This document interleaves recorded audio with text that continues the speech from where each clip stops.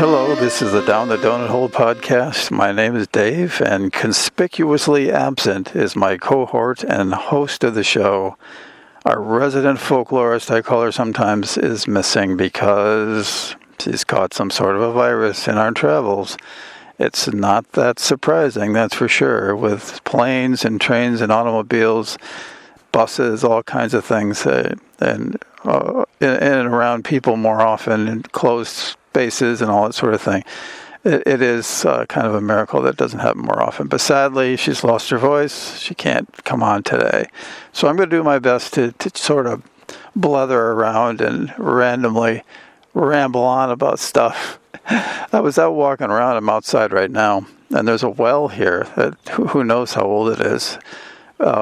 But it doesn't come from the ground. This is an arid area that we've spoken about before because there's cactuses and all that kind of plant life that you wouldn't normally see in areas that get more rain.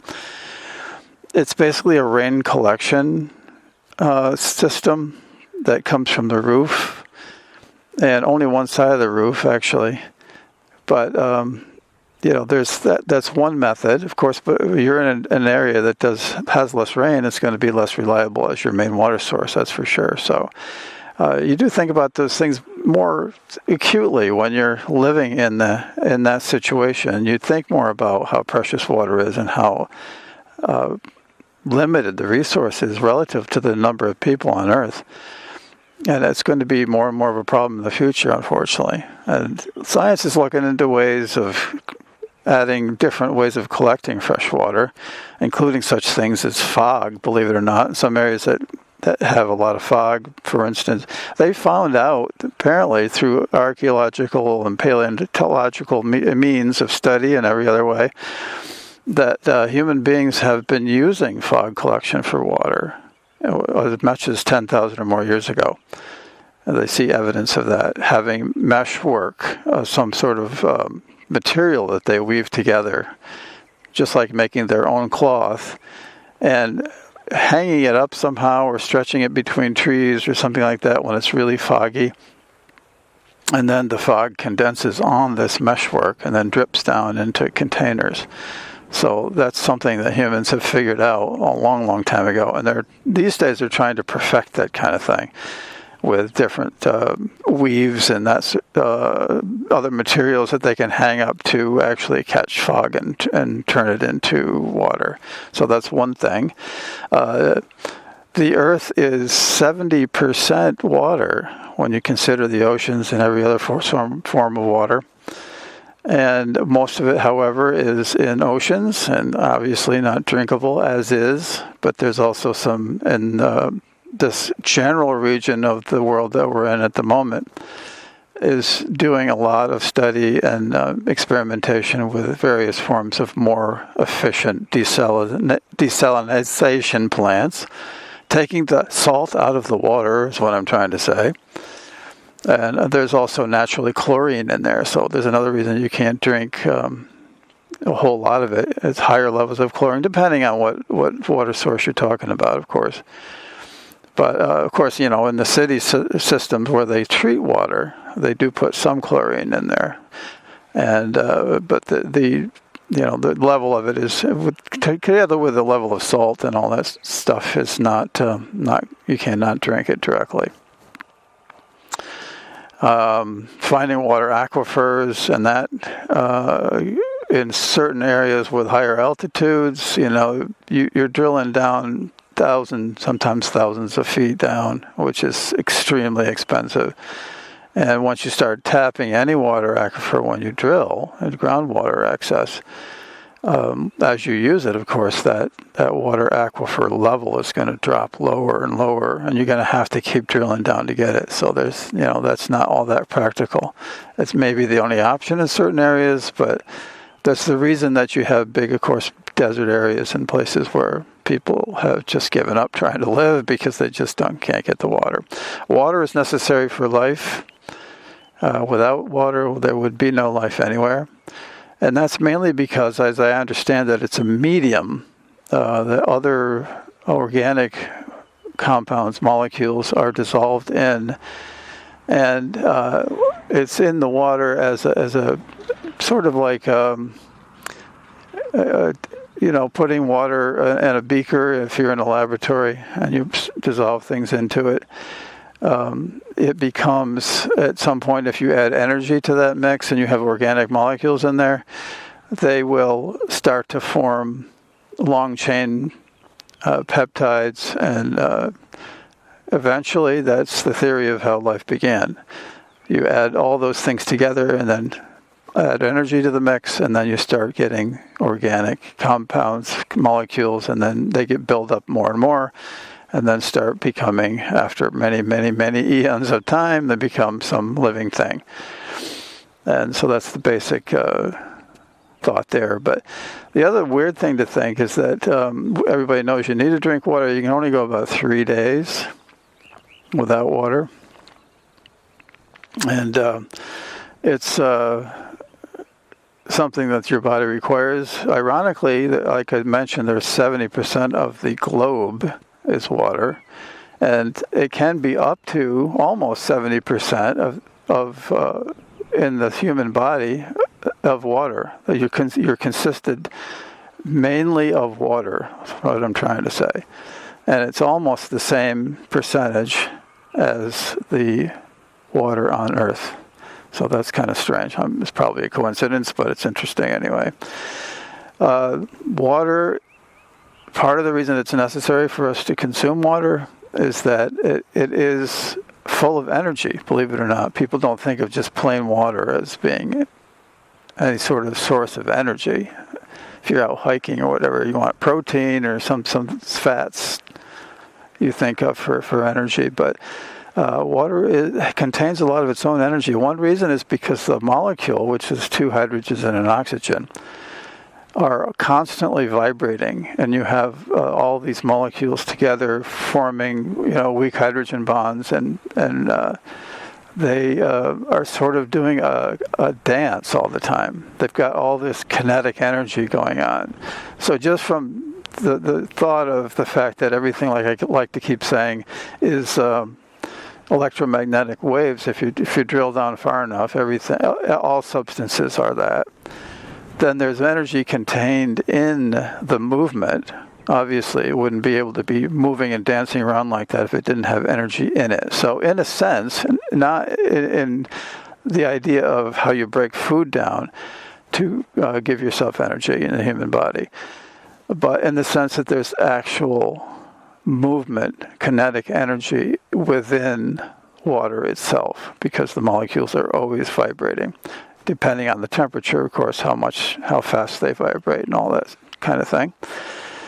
But so what happens in the body is, in terms of another way that you're getting energy from consuming water, is the fact that they react to the substances that you do eat, and they will act to either break apart or build up molecules and release, essentially, the food energy is released by the action of water. So that's why it's so important to drink a lot of water when you eat, because you can, release energy indirectly. So, yeah, it's that's what I'm going to title this short episode is Water is an energy drink. Pure water is an energy drink, directly by magnetic energy, electromagnetic wave action, and indirectly by the metabolic process and the biological process in your body.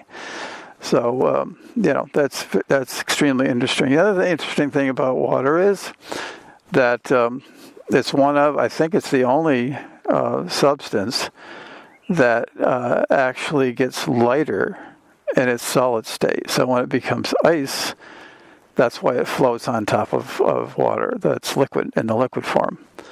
And it's a very important mechanism there. So that it protects life that is or potential life that's in the water.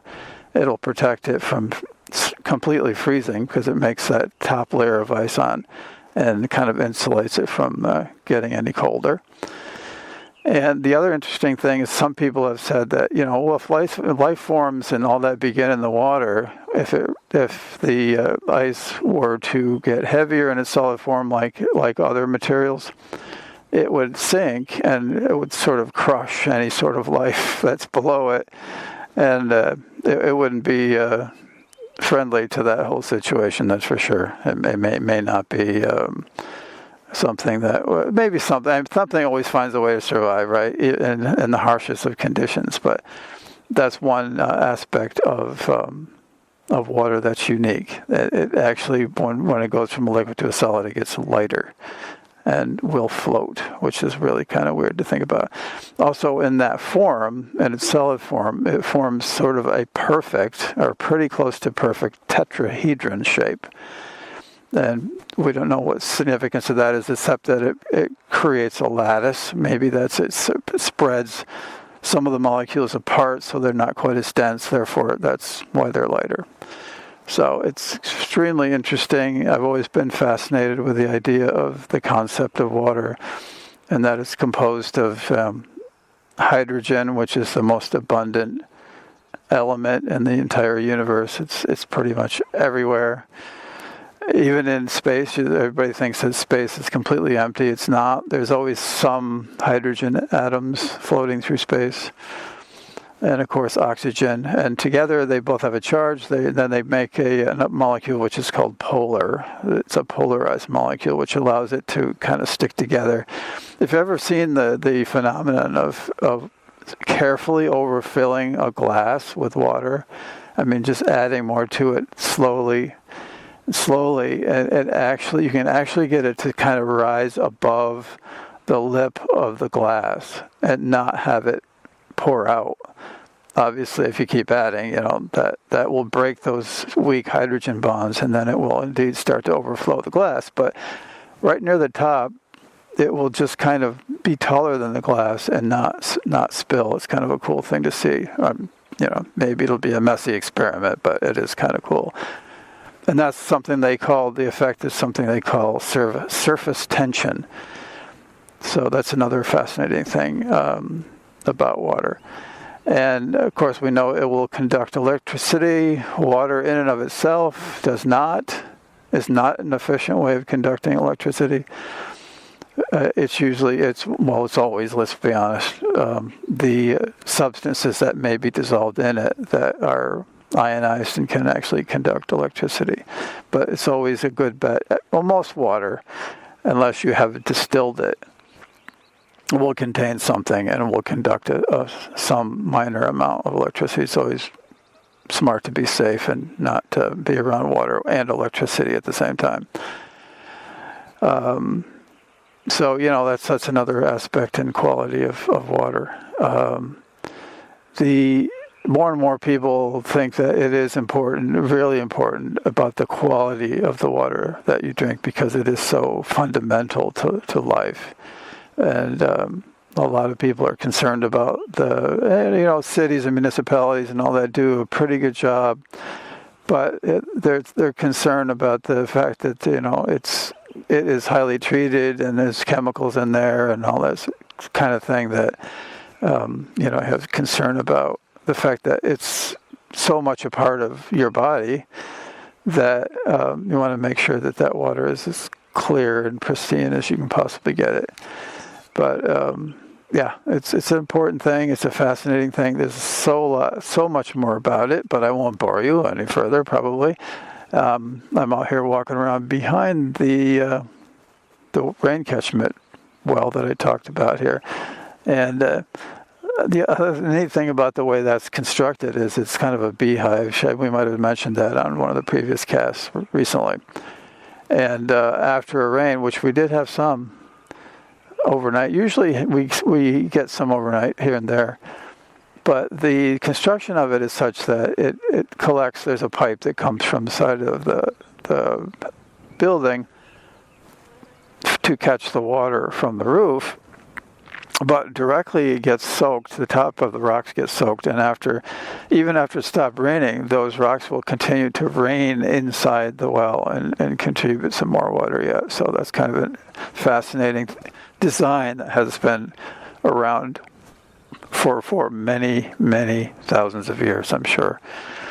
But anyway, I think we're going to keep it real short today. We're going to go see how the resident folklorist is feeling and if she needs anything more. But I thought we'd pop something out there. It's better than nothing, right? This is kind of really off the cuff and ad-libbed. But it's better than nothing, we think. We've done pretty good keeping up with our podcast Monday through Friday, and we don't want to hiccup, even if it's kind of a lame-ass ramble like today's episode is. But we're looking forward to Friday if she's feeling better. We're planning on taking a hike and see if we can find St. Fulcrin's so-called birthplace in a cave around here somewhere, and get out our recording equipment and meters and stuff and see if we see any changes in electromagnetic energy when we're out there, if we find it, right? I think we've got some general idea. We have some general advice from people around here how to find it. So that should be fun for Friday. And tomorrow, we'll see. Maybe it'll be me with another ramble. Let's hope not. I hope she's doing better by then. But until then, take care. Have a good day, and we'll see you tomorrow, one way or another.